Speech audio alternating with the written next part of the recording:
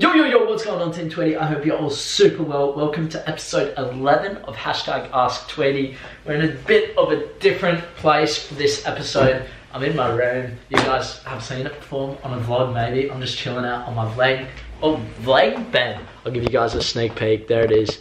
I'm just chilling.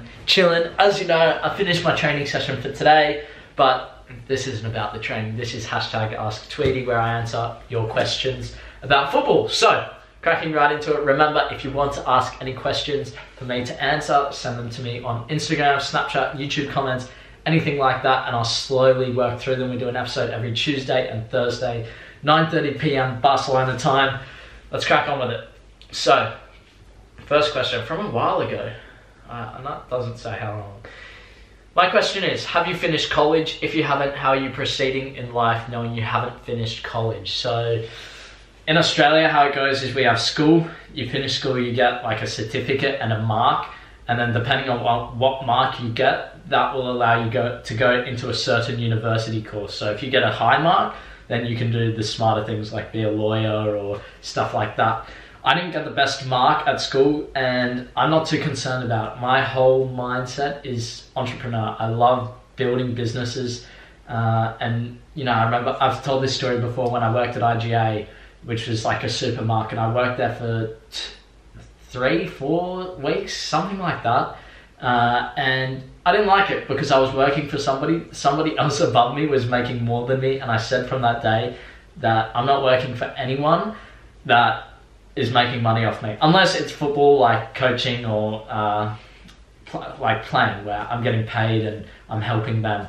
But in business, like I can't think that I'm helping somebody else unless I like what I'm doing. And it's like, sure, I don't have proceeding in life yet, finished college, so sure, it's a lot tougher because I don't have a backup of, oh, I got a degree, I can go get a job doing this. I kind of like to go all in what I believe in, whether it's vlogging, whether it's football. So I've gone all in football, and the vlog is there to support and just show you guys what I can do, like what I do from day to day. But without finishing college, like I do not suggest just dropping out of high school. I think it's really important to at least finish and do the best that you can. And then once you've done that, you can be free. And you know, if you want to try and be a footballer, it's the time to do it. Don't let anyone say that you can't, because it's not their life. You've got one life, and if you miss out for, let's say your 18 to 22 are your best years. For example, you're a player and your peak is 18 to 22. And after that, you kind of give up.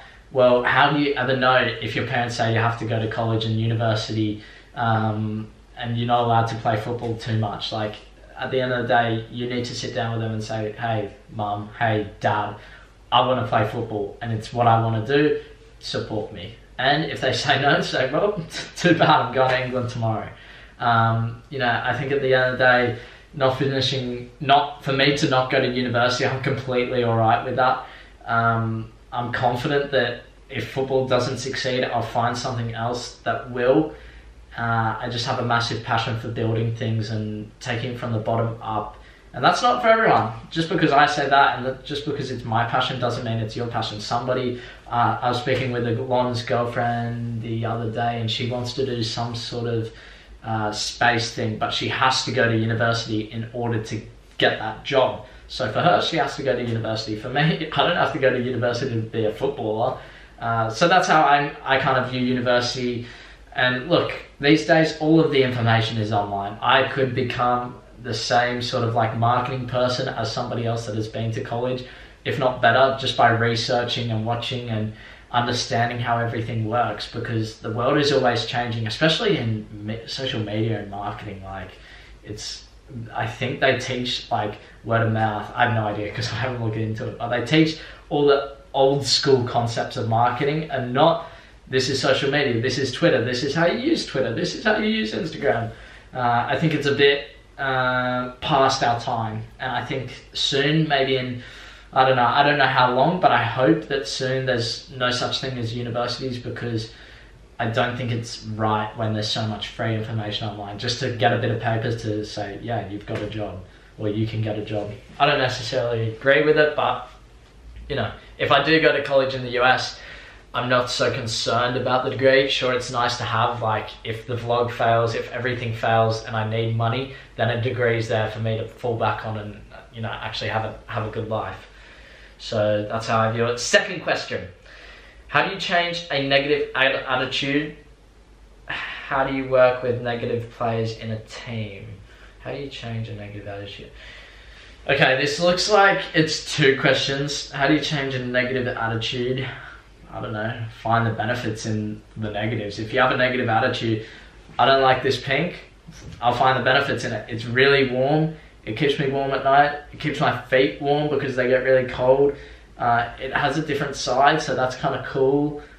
Just find the benefits. If you don't like something and you're negative against it, find the benefits in it. It will change your perception on everything. How do you work with negative players in a team?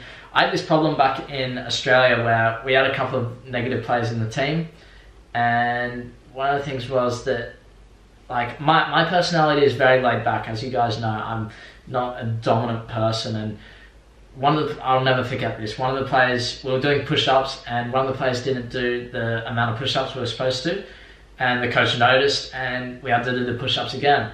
And one of the players in the team, who does have a very strong character, yelled at him and said, I won't say exactly what he said, but basically, like, who do you think you are? Like, you're part of this team. Come down here and do the push-ups with us.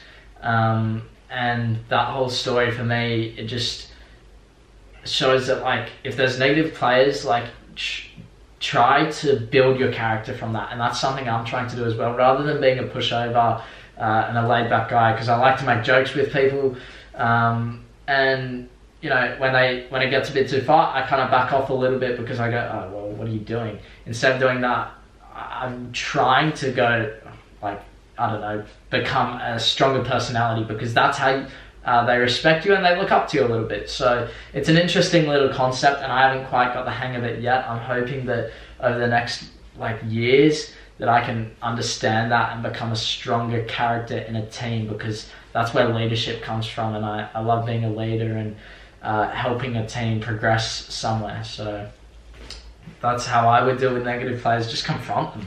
Like, don't be scared to confront them and say, hey, look, what are you doing? Like, I don't know. I had one time at training where we had negative players, and, like, just confronting them. Sure, it's uncomfortable, and we don't like to put ourselves in oh my goodness, we don't like to put ourselves in an uncomfortable situation. But when we do, that's how we grow as people, as footballers.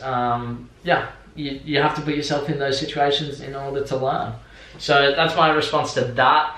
Like, I wouldn't bother speaking with the coach. They're not going to do anything. If the coach sees that there's negative players, but, like, you know, if he wants to do something about it, he's going to do something about it. The coach sees everything. So you have to take it upon yourself to discuss it with that person or the players. Like, I would do it individually. Otherwise, they're all going to gang up on you, I guess. Last question. What are some steps you do when analysing a game? By the way, if you haven't got your Kevin De Bruyne analysis yet, link in bio. That's like a, oh my god, I'm so used to saying that and then stopping. Link in bio. Alright, next clip. So yeah, link in bio for that. It's only $4.95 US.